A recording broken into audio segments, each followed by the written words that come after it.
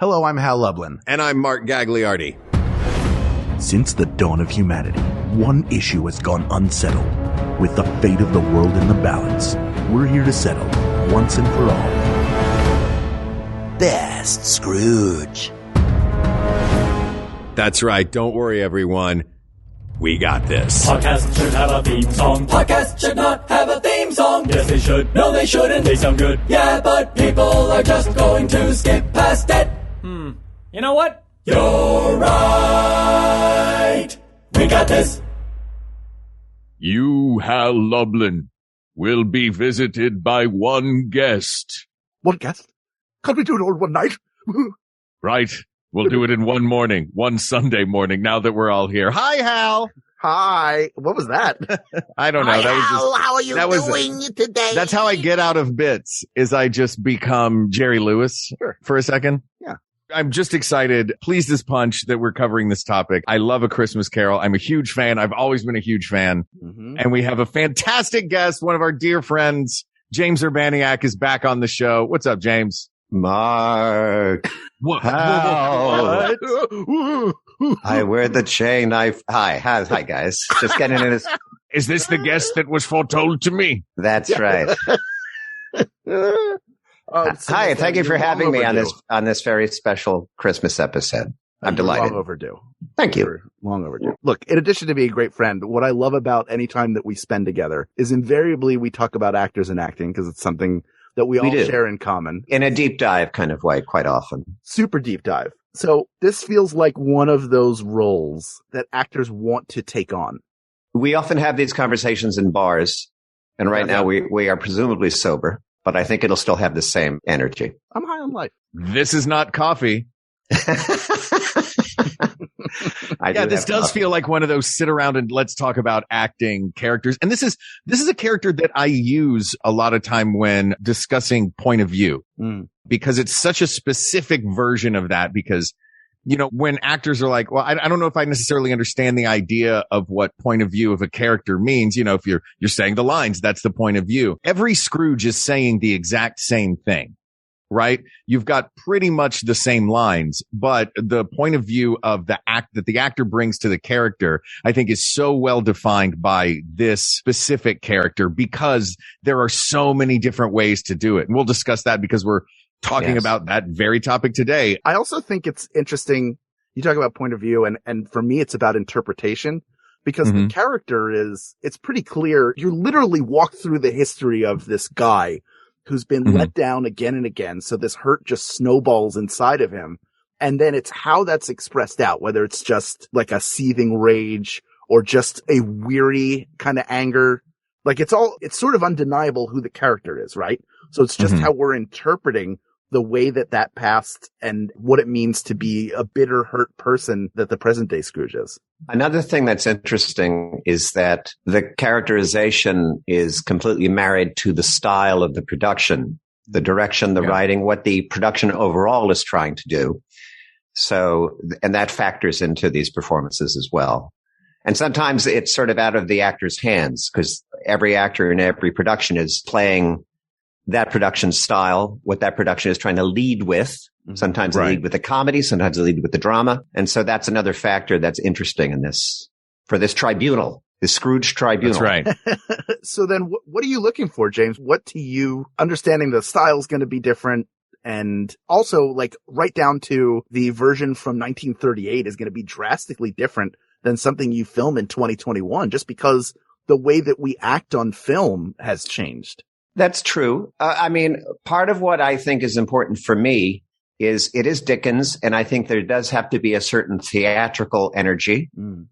That's also married to an emotional truthfulness. But I think there are some examples where people get sort of very naturalistic in a modern way, and I don't think that quite works. I think you need a bit of energy, but also it needs to be filled with something.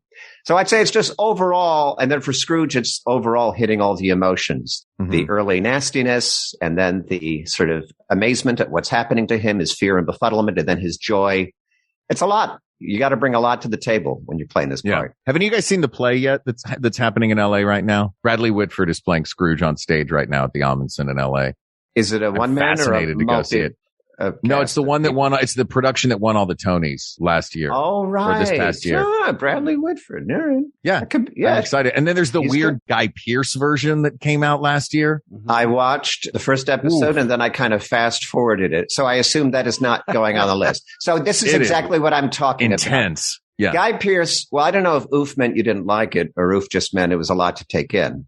It's a lot to take in. It's a dark, sketchy, terrifying version of Scrooge. Here's the thing with that. I wasn't nuts about it. I think Guy Pearce is a brilliant actor, but this is exactly what I'm talking about. He's serving that production. And I didn't really like the energy of that production. It's sort of shot like a TV procedural, and everyone acts like modern TV acting. There's actually a lot of sort of quiet acting, Ebenezer Scrooge. And I feel like that. And then it's very, very dour. But the interesting thing is set that against the George C. Scott, which takes it very seriously and is kind of leading with the politics, if you will, much like the Guy Pearce version is as well. But I think that's much more successful in sort of leading with the darker elements. But George C. Scott's performance, it has to feel like a Christmas Carol, right? And that still feels like a Christmas Carol. And I really enjoyed his performance more than I remembered when I revisited it, because he finds those big theatrical moments, but also creates, there are lines you might encounter as an actor where it takes a while to hook into how it fits. Right. And I think he handles that, the more gravy than grave. I think Scrooge's incredibly bad joke. Yeah. I think his interpretation of that line might be my favorite. Remind me how he does it. Because he goes to the food and then you get to see the whole process of him having the thought. You actually watch him think of the line and go, and then he delivers it. So he makes himself laugh first and then delivers it. And it's such a lot of what he does, of what George C. Scott does, a lot of those lines are almost asides. He's almost talking to himself rather than the other person. And that is a really nice moment for that it feels like there's no right or wrong way to do it, but I connect a lot with that idea of those lines being things he's saying to himself, because they don't feel like they're in place with the sort of the flow of dialogue. Yeah, there's a danger in doing this where the show becomes like a pageant, because we know the story so well. It's like a Bible story, even though it was only written in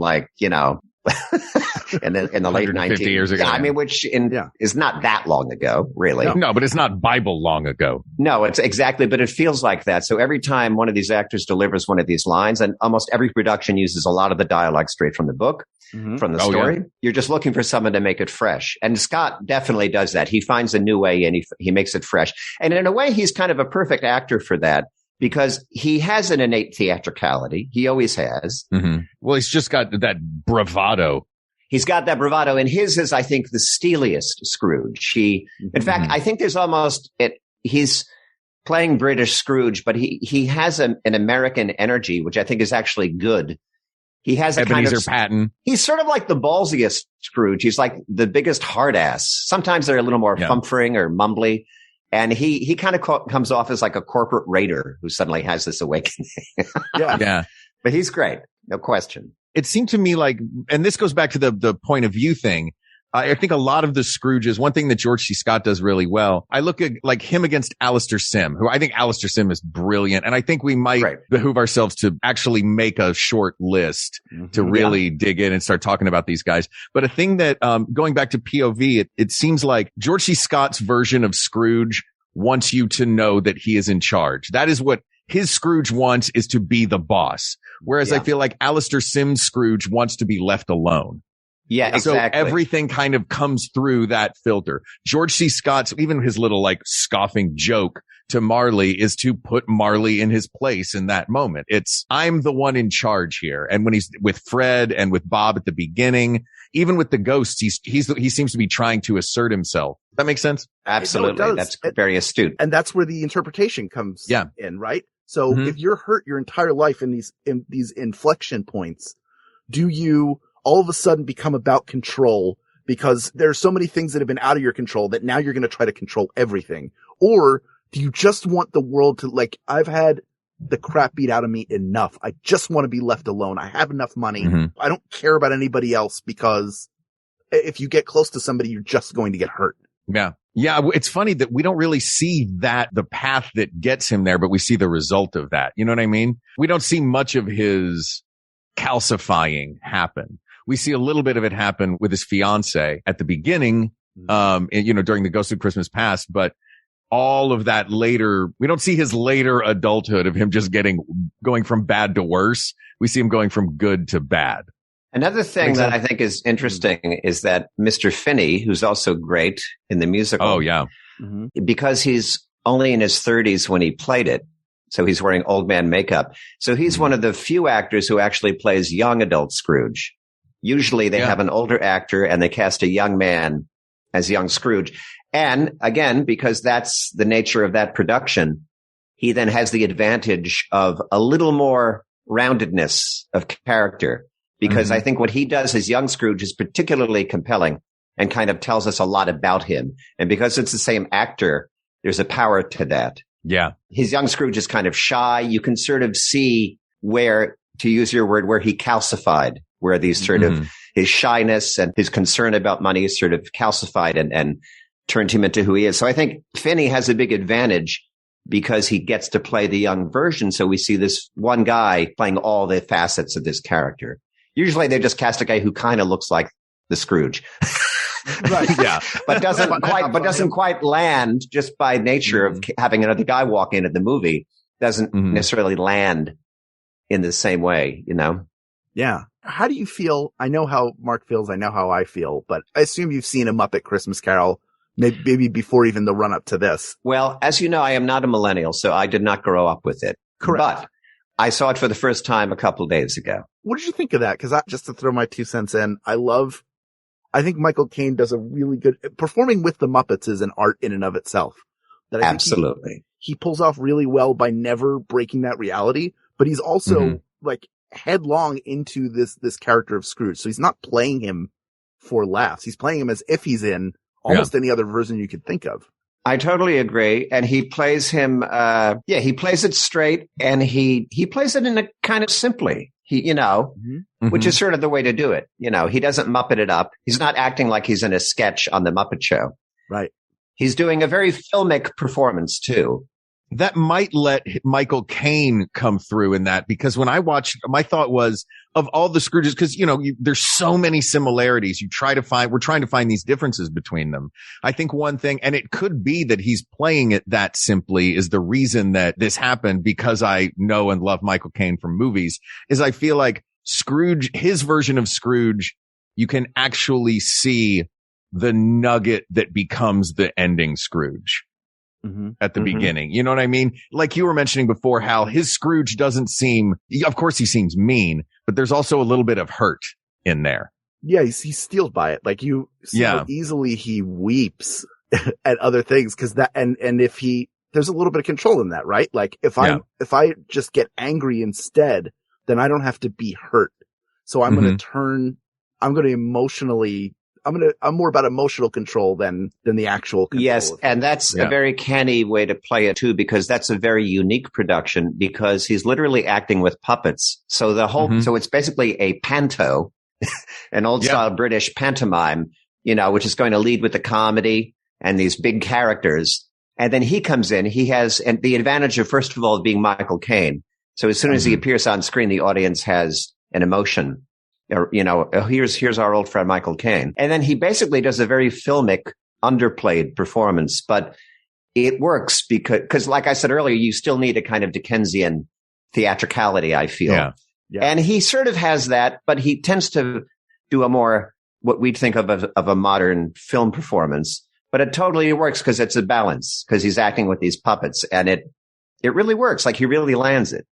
Yeah. So he's great too. It's hard to say who's best. It's sort of like, for me, it's just like, what's the one that you're sort of drawn to the most for your own personal reasons, James, this show, that is the point of this show, my friend. Good. Thank you. We are making objective the subjective. We finally brought you into the octagon so you can feel the pain. That's right. We chose to be here. We all did. Yeah. We have no one to blame but ourselves.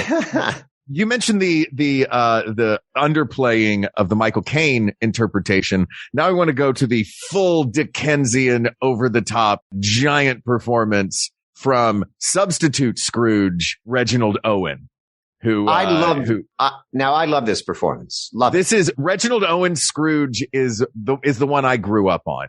Mm-hmm. That is my big, flashy, over the top, like wow, right down to his hair and makeup. The hair and makeup is great. Insanity in it. The little koosh ball of white on top of his head. He's styled and somewhat performs it physically as a caricature. He kind of looks it's like very over the top. Yeah. His costume is sort of this tight fitting, but kind of very Dickensian looking. Mm. He looks like an illustration from the original story. Yeah. Yeah. Now wait, I just want to ask, was that on TV a lot when you grew up or something? How did you see it? I watched it because it was my dad's favorite version, and we had a VHS copy of it when I was a little kid. And then as soon as it came out on DVD, we had a DVD copy of it. Always black and white, too. We didn't do the colorized. Until when? Till like a week ago or something. Yeah, when I spent the last couple of weeks watching like all the movies that we had on the list. Mm-hmm. Behind the scenes, there was a list of, productions.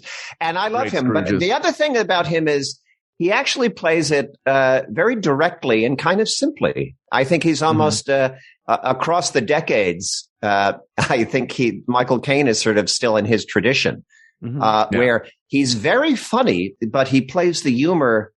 He kind of underplays the humor. And then at the end, he has genuine, very palpable emotion in his sort of joy and delight at the end. So he kind of covers all the bases, and I think it's an excellent performance. I love it, and it's like production. It's on stage. It feels like a stage performance, ostensibly. But I think he does this thing, which I think is important, where it's the balance. I think he's theatrical, but he's not. Here's what I would argue: he's theatrical, but he's not stagey. It doesn't stand out like this belongs on a stage. It works in the movie.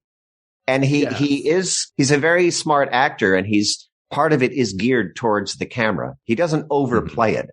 He knows that he's got this crazy, tuft of hair on the top of his head and terrible, terrible makeup that I don't know if you guys know. Hit pause during the scene where he's in his brilliant monologue at the end. He's amazing in that monologue.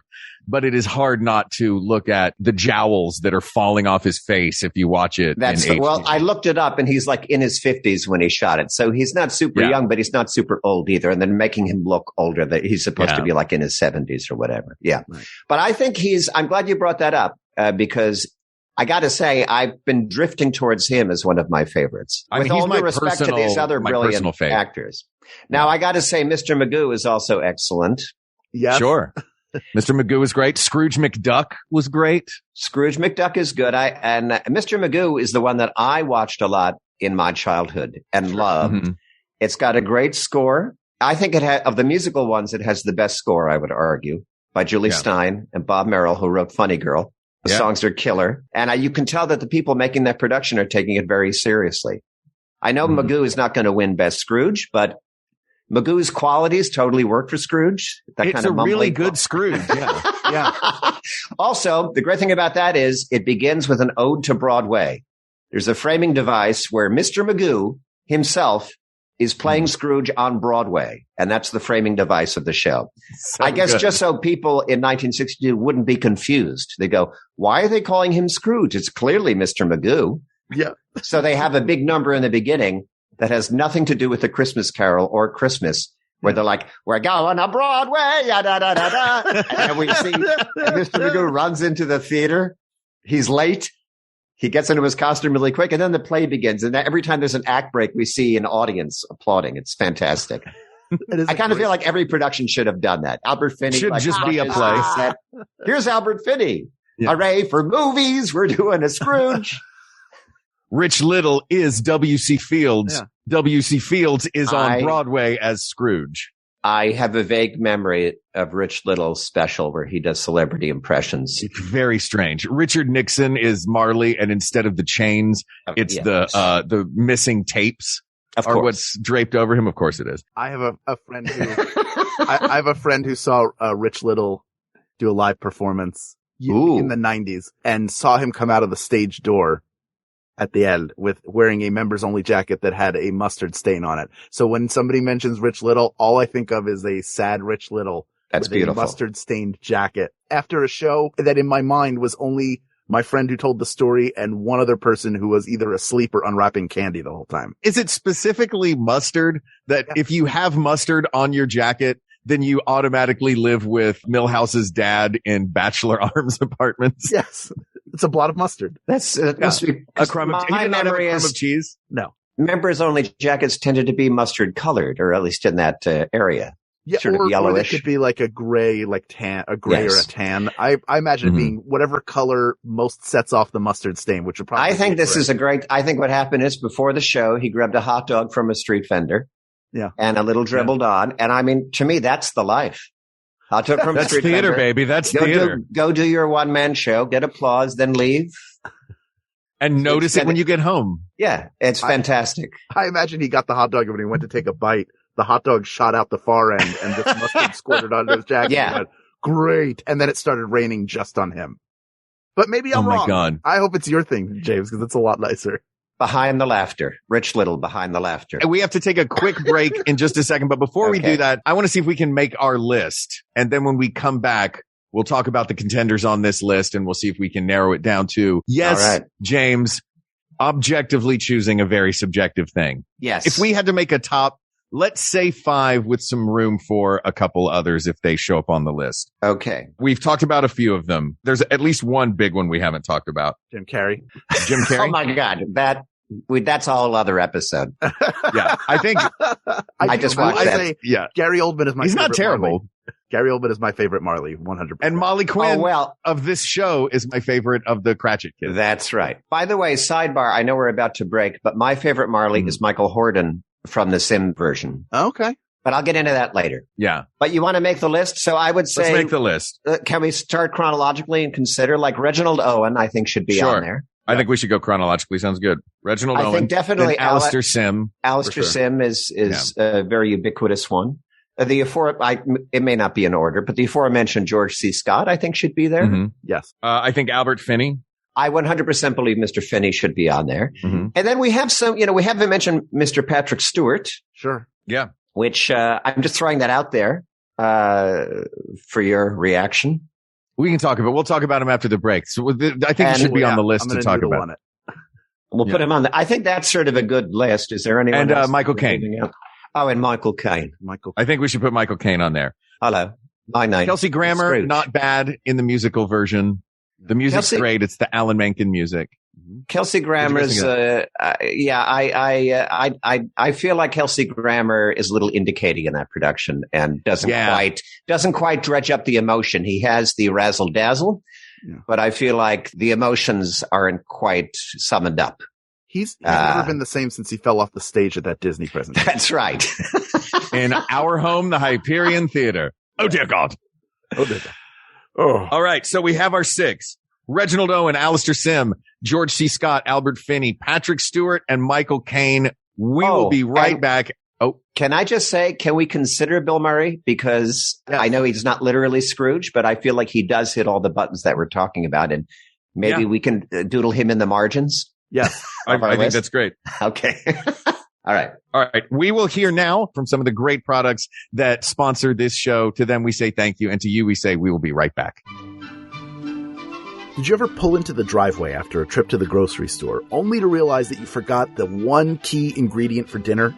Now you have options, right? You can get the groceries you need and go back out, or get a backup meal from your favorite local restaurant delivered with DoorDash. I love DoorDash, use it all the time. It allows me to not only get food from my favorite restaurants, but also to try new places in my neighborhood that I haven't tried before, all from the comfort of my home. You can get what you want to eat right now and right to your door with DoorDash. And in addition to the restaurants you love, you can now get groceries and other essential items delivered with DoorDash. Get drinks, snacks, and other household items in under an hour. With over 300,000 partners, you can support your neighborhood go-tos or choose from your favorite national restaurants like Popeyes, Chipotle, and Cheesecake Factory. I've done local, I've done national chains. It's all great, all gets delivered, and it's ready to go That is the best part. So convenient, and it opens up all the different places you might try in your neighborhood. For a limited time, our listeners can get 25% off and 0 delivery fees on their first order of $15 or more when you download the DoorDash app and enter code WeGotThis. That's 25% off, up to $10 value, and 0 delivery fees on your first order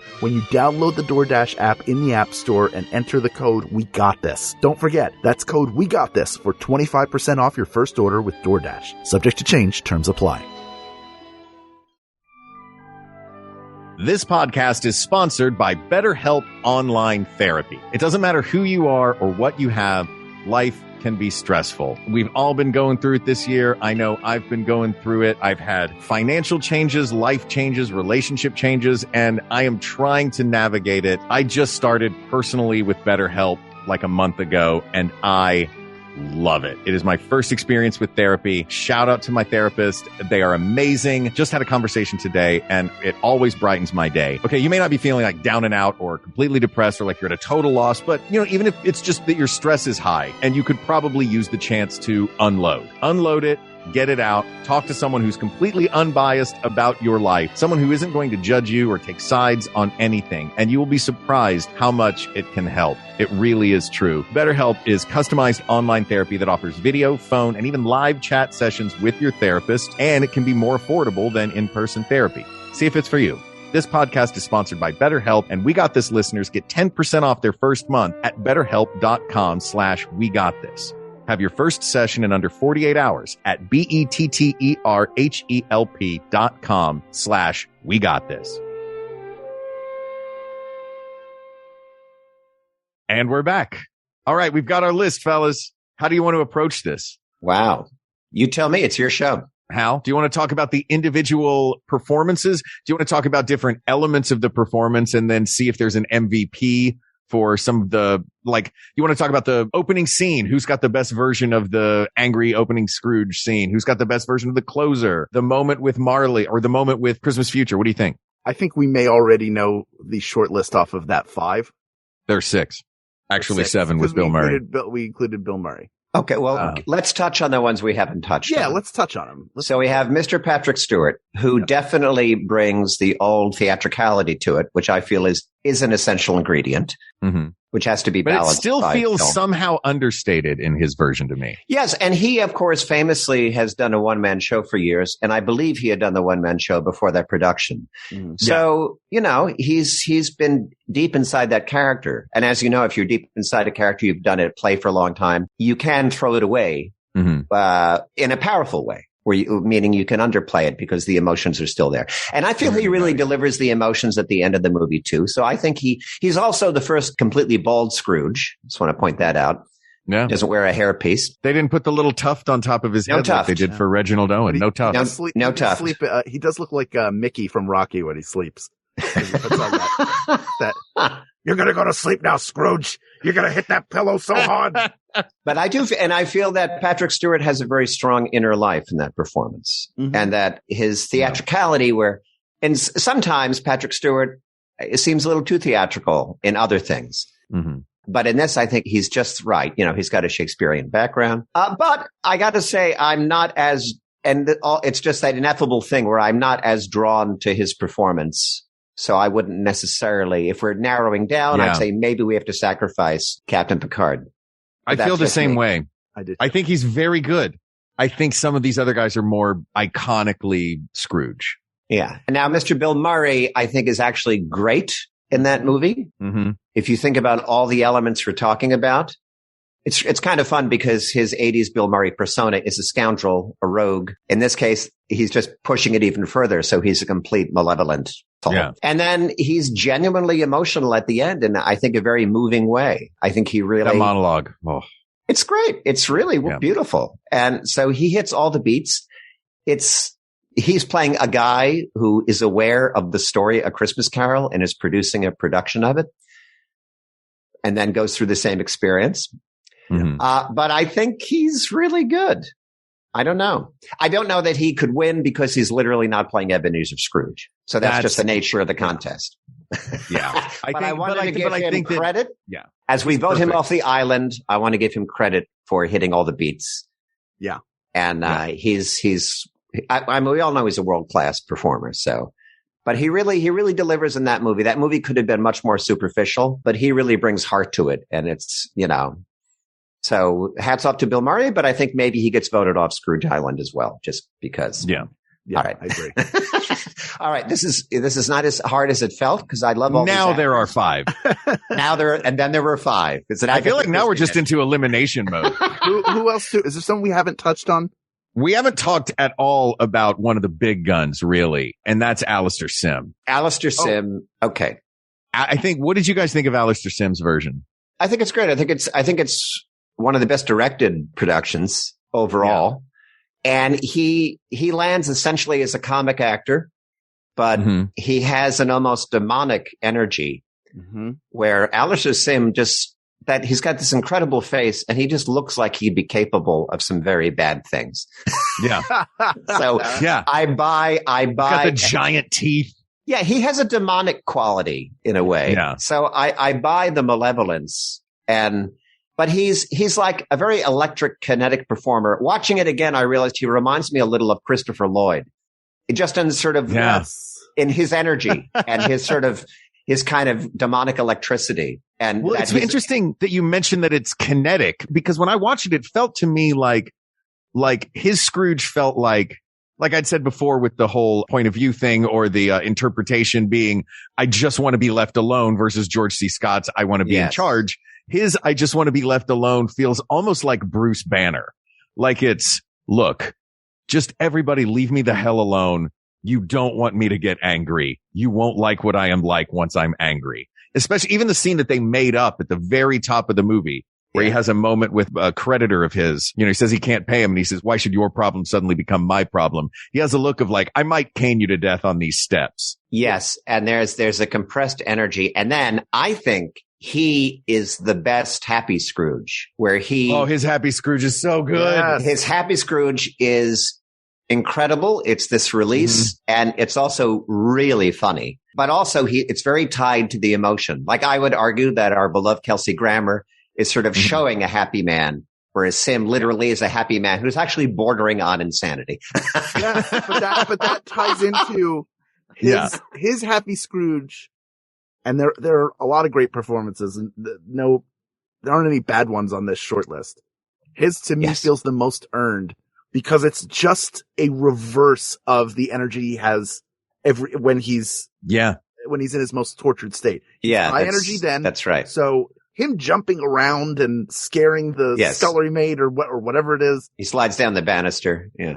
Yeah. All of that stuff is 100% in line with who that guy is. Instead, if you replace all that hate and hurt with just joy and appreciativeness. And it really feels, yes. And it really feels like it's out of his hands. He's filled with this joy and it never seems forced. It doesn't seem like an actor showing you something.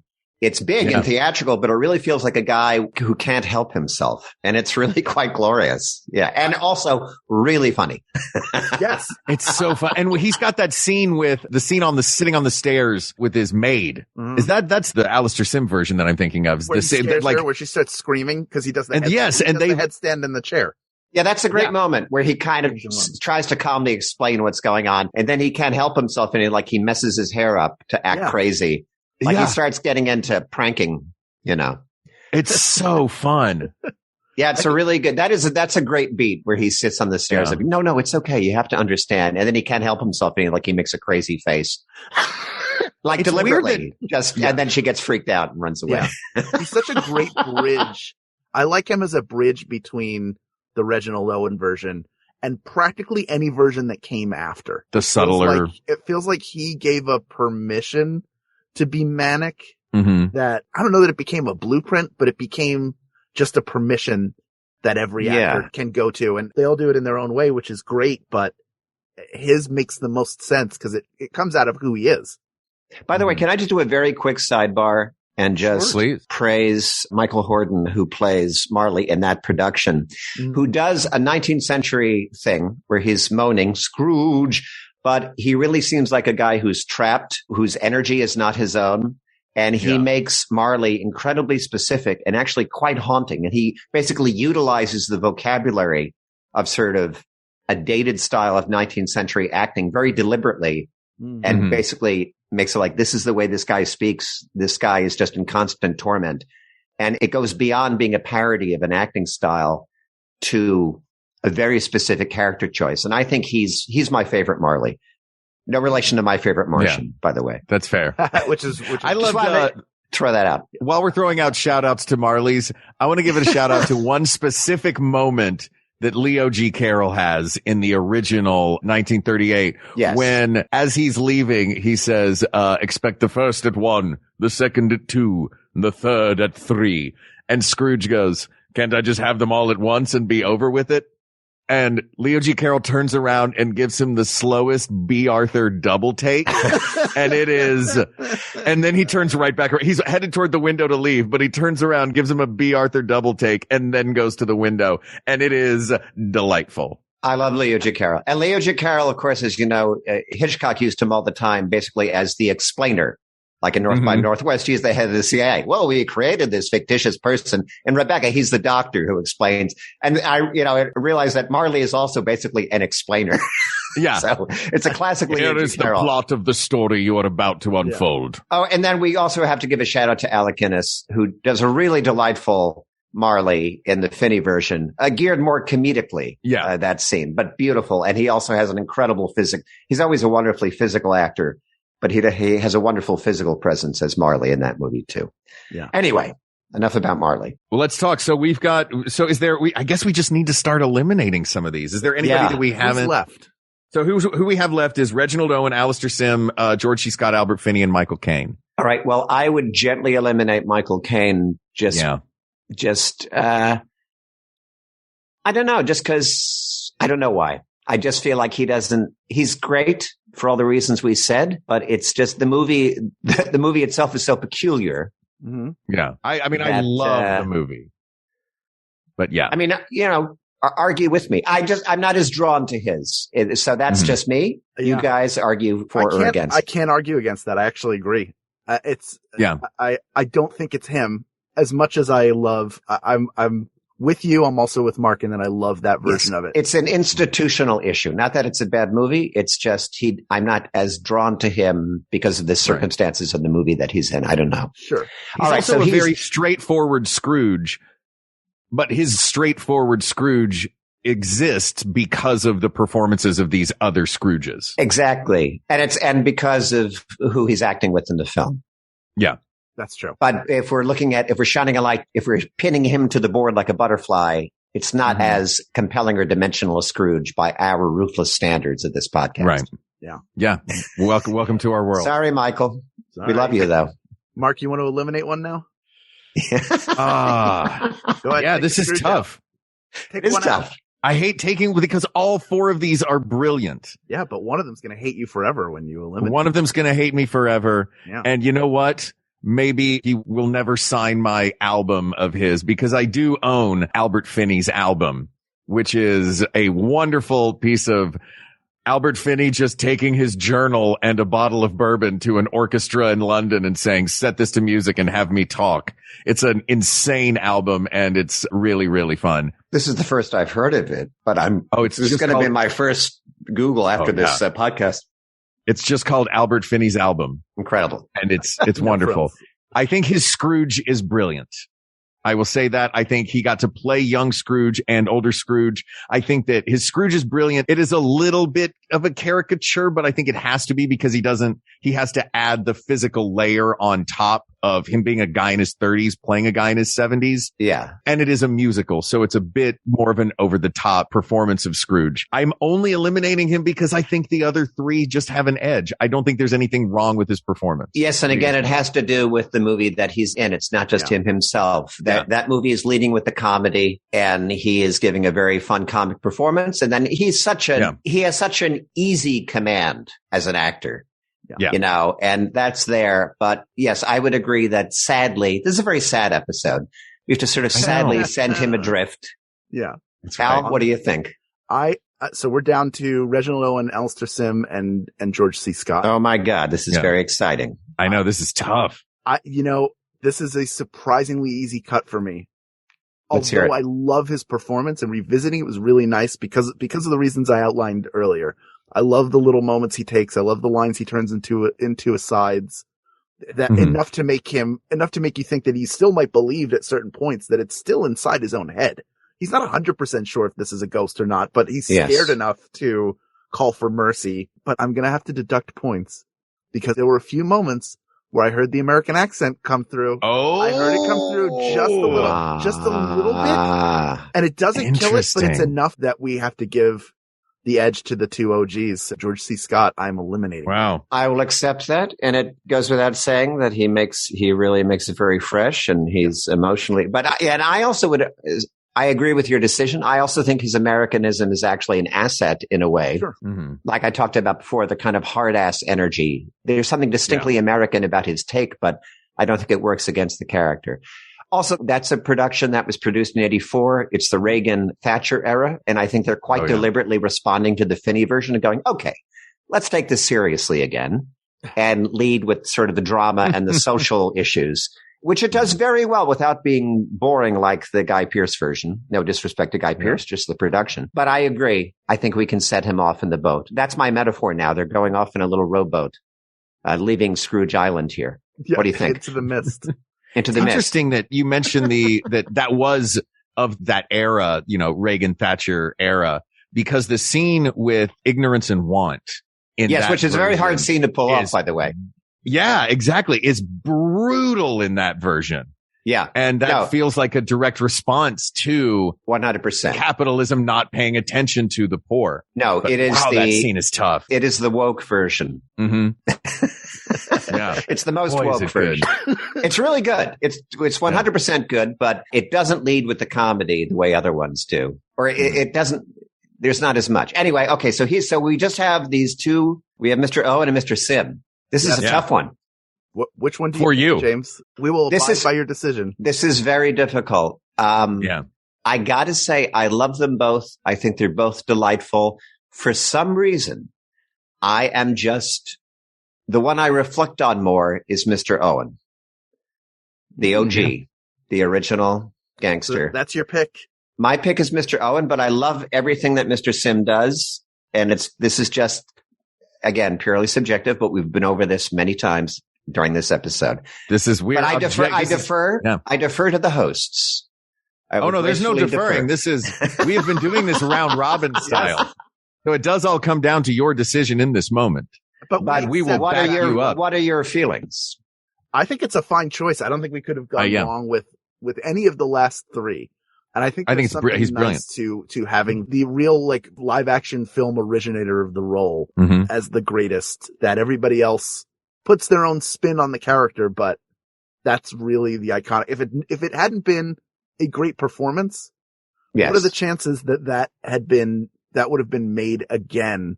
Just because filmmakers might have looked at it and said, well, it works well as either a radio play or as a book, but it just doesn't work on film. Yeah. And I think, he really, and he's very specific, and he's very funny, but in a very subtle way. Yeah. And this beautiful shot at the end, the God bless us everyone, the final shot where he's smiling and he's just emanating this, this joy where he seems imbued by something. Like he digs deep into the character, and all these other actors find parallels to that, but right out of the gate in 38, he's doing that. And I keep reflecting on his choices just as an actor. So he's the winner, eh? He's the winner. May I, before you issue your proclamation, Hal, may I read you something? Just that a thing that I think is, earlier I called him the substitute Scrooge. So I'm delighted that he won this episode. May I read you a brief blurb from 1938 in the New York Times? Yes, this is a review. Or an article? No, this is an article. Okay. And if I may. Please. Screen news. Whoa, boy, my voice broke there. You're doing 30s voice, yeah. I'm doing 30s voice, yeah. Screen news here and in Hollywood. Lionel Barrymore quits role in Christmas Carol. Owen replaces him as Scrooge. Reginald Owen has replaced Lionel Barrymore as Scrooge in Dickens' A Christmas Carol. The Metro cameras will turn next week. Barrymore asked to be relieved of the assignment because of ill health, and Owen, who had been cast as the ghost of Jacob Marley, was switched to the leading role. That's fascinating. I had done a little Googling about it, and I had read that Lionel Barrymore was supposed to do it. I didn't realize that Owen was playing Marley. Well, that all worked out. And I'm sure Mr. Barrymore would have been a great Scrooge. Yeah. Look, Barrymore has his own Christmas classic. Interesting. Yeah, 100% he got his own. And an American right out of the gate would have been interesting too. Yeah. I believe Reginald Owen is actually British. I mean, his name is Reginald Owen, for God's sake. But I'm glad that's one of those happy accidents where it worked out. Much like Judy Garland replacing Shirley Temple. Shirley Temple, yeah. Yes. All right, Hal, wrap us up. People of the world. You there, Gagliardi boy. Who, me, sir? What is the day? Today? Why, it's Choose the Best Scrooge Day. Oh, then I haven't missed it. Hey, you know those Scrooge actors around the corner? Oh, you mean the ones twice as big as me? Twice as big as me, intelligent boy, clever boy. Go there and bring me back Reginald Owen. I'll give you half a shilling. If you bring him back in under 5 minutes, it'll be a full crown. Whoosh! There you go. This is a little flavor of the best Scrooge being brought around the corner where the fudge is also made. Who is coming back, the OG, the original, stepping in, pinch hitting for one of the greatest actors of all time. Oh, and here I am, boys. I'm Reginald Owen from the Great Beyond. I brought him back, sir. Reginald Owen, thank you. Really taking me. There was so wonderful times back at MGM back then. You'd see all the famous people in the commissary, and Mr. Mayor was very gruff, but had a lovable quality. He was a bit of a Scrooge himself. Anyway, thank you. I appreciate this, and God bless us, everyone. Oh, thank you, Reginald. Wow. Reginald Owen. Wow. That's amazing. Reginald Owen. Now we have to cook him and feed him to Bob Cratchit, right? It's so rare that the winner shows up to receive their award. It's the first time ever, I think. And I'm here for it. He's a good Englishman with good manners. Yes. That's right. And he's the best Scrooge asked and answered. James Urbaniak, thank you for joining us. It's such a pleasure to have you. Thank you. It was a delight. And I will keep Chris. I will live in the past, present, and future, and spread whatever he says. God bless us, everyone. Where would you like people to go to find out the latest James Urbaniak news or anything? At James Urbaniak on the Twitter is the main one. Fantastic. And nothing to plug in particular at the moment. But a great archive and library of work, both past and current, that people can check out and enjoy. Past, present, and future. And we shall keep them all in our hearts. Since we're all part of the Venture Brothers family, I will mention, people probably know this, the show was canceled, but we are doing a feature-length episode. It will be on Adult Swim, but not for like a year or whatever. A special episode where we say God bless us, everyone. Thank you. Well, this topic is closed, but there are many topics to discuss. So please reach out to us on Twitter at WeGotThisTweets, or you can email us at WeGotThisPodcast@gmail.com, or go to the Facebook group to talk about the Scrooge performances that you love, and any performances or anything you want. Just come to the group, Facebook.com/groups/WeGotThisPodcast. Thank you to producer Ken Plume, researcher Kate McManus for this wonderful and graphically beautiful list, graphic designer Uri Kelman, and QA engineer Jen Alba. And thanks, of course, to Jonathan Dinerstein and Mike Furman for our score and theme song, respectively. And thanks to you, the people of the world, for giving us a chance to sit down and talk with a dear friend of ours about a topic that clearly we all love. In the words of Scrooge, thank you very, very, very much. For Hal Lublin, I'm Mark Gagliardi. For Mark Gagliardi, I'm Hal Lublin. And don't worry, everybody. We got this. We got this. MaximumFun.org. Comedy and culture. Artist owned. Audience supported.